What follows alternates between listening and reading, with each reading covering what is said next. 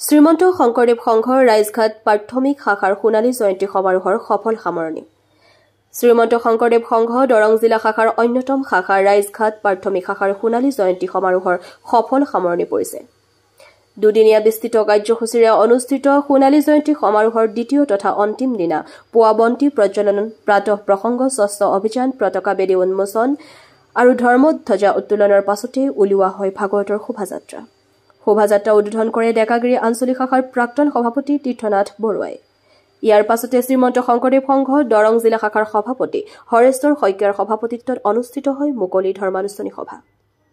নাম ধৰ্ম সমাজ অসমৰ প্ৰাক্তন সভাপতি প্ৰদীপ ৰায় বৰুৱাৰ উদ্বোধন কৰা সভাত নিৰ্দিষ্ট বক্তা হিচাপে অংশগ্ৰহণ কৰে নগাঁও জিলা বাঘৰগংগা সত্ৰৰ সত্ৰাধিকাৰ হিৰুপ্ৰসাদ মহন্তই।